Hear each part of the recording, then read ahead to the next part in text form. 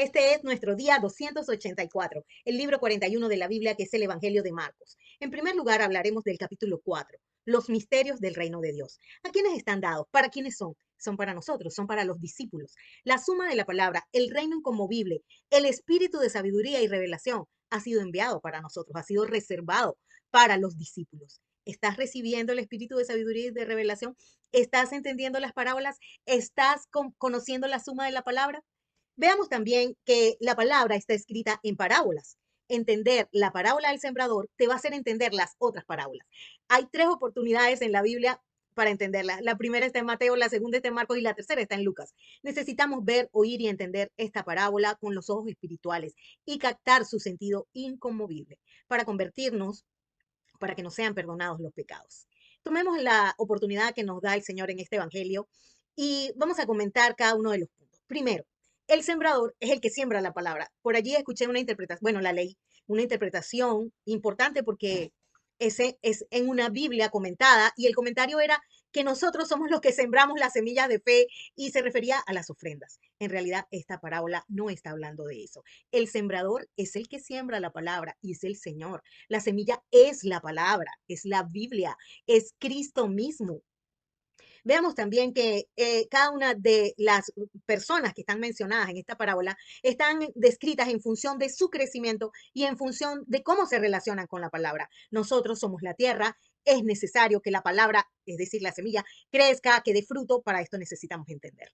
El crecimiento de la palabra en nosotros determinará los frutos de nuestra vida. Cuatro tipos de personas. Primero, los de junto al camino. Oyen la palabra, pero después que la oyen, enseguida viene Satanás y quita la palabra que sembró en sus corazones. Segundo, los que fueron sembrados en pedregales. Cuando han oído la palabra, al momento la reciben con gozo, pero no tienen raíz en sí, sino que son de corta duración, porque tropiezan al venir la tribulación o la persecución por causa de la palabra. Tercer tipo de personas, los que fueron sembrados entre espinos. Oyen la palabra, pero los afanes de este siglo, el engaño de las riquezas, las codicias de otras cosas entran y ahogan la palabra y se hacen infructuosa. Los que fueron sembrados en buena tierra oyen la palabra y la entienden, la reciben, dan fruto a 30, 60 y a 100 por uno. Tú y yo tenemos que ser ese tipo de tierra. La ley de la siembra y la cosecha se refiere que al que tiene se le dará más y al que no tiene, aún lo que tiene le será quitado. Al que tiene revelación de la palabra se le dará más revelación. Al que obedece se le dará más obediencia y más entendimiento. Al que ama se le dará más amor. Los que oyen la palabra y la reciben dan fruto realmente en abundancia. Y no hay nada oculto que no haya de ser manifestado, ni escondido que no haya de salir a la luz. El Señor nos pregunta, ¿por qué están amedrentados? ¿Cómo no tienen fe? ¿Dónde está la palabra que he sembrado en ustedes? Los discípulos aún no entendían la palabra. Marcos capítulo 5. Cuatro cosas que hará en ti la palabra revelada. Si te vas a tu casa, a los tuyos, y les cuentas cuán grandes cosas la palabra ha hecho contigo y cómo ha tenido misericordia de ti, ellos también pueden entender. Hija, tu fe te ha hecho salva, ven paz, queda sana de tu azote. No temas, cree solamente. A ti te digo, levántate.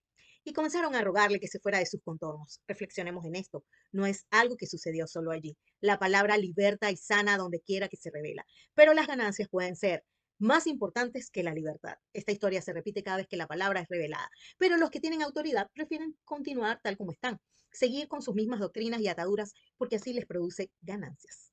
Pero Cristo les mandó que nadie supiese los milagros que él hacía y dijo que se le diese de comer a la niña que acababa de resucitar. Definitivamente no era fama lo que Jesús buscaba. Meditemos nuevamente en nuestras estrategias para dar a conocer el reino de los cielos.